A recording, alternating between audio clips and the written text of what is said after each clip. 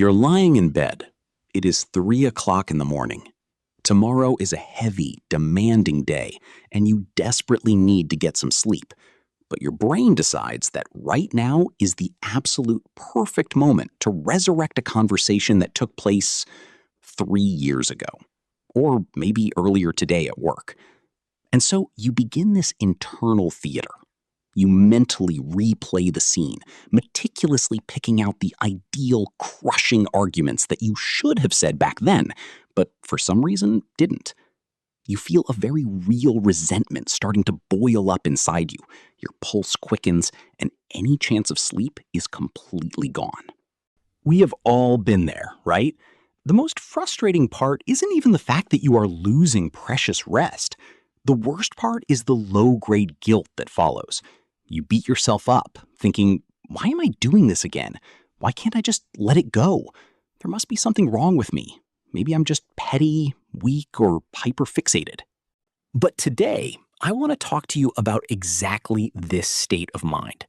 People who chronically, consistently replay old conflicts are not dramatic, broken, or less intelligent than they've been silently led to believe.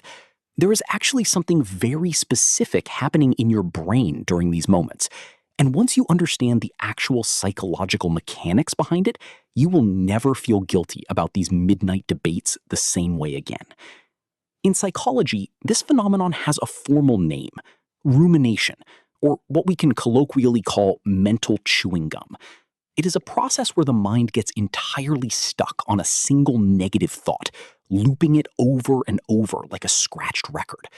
But why does our brain, this remarkably efficient machine designed primarily for survival, waste tons of energy simulating battles that are already long over?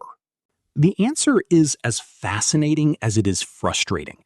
Your nervous system simply does not know the difference between a past memory and a present threat.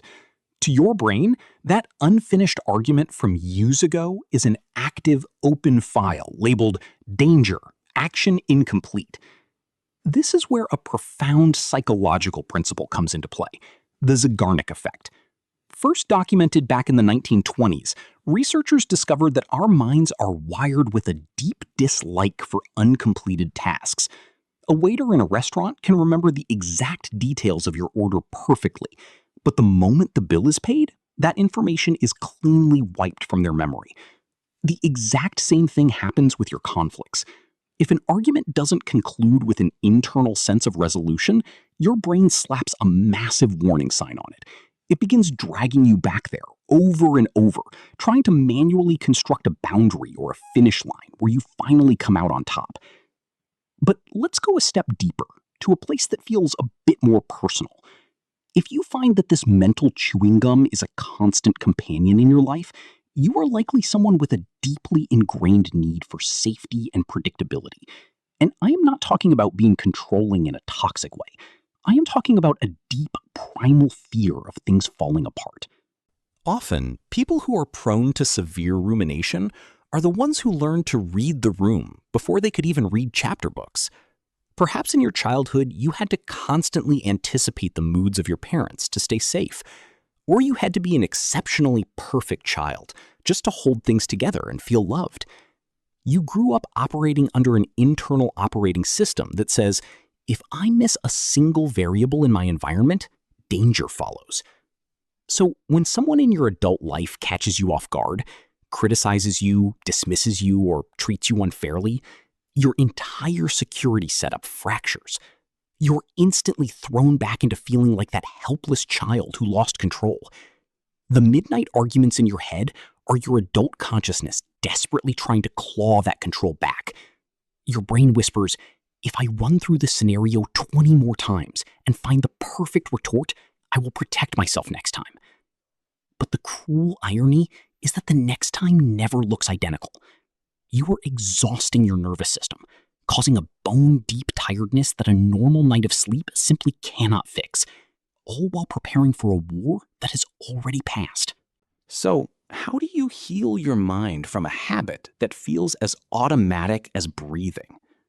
The next time your brain drags you down the rabbit hole at 3 a.m., do not try to yell at yourself to stop. That never works.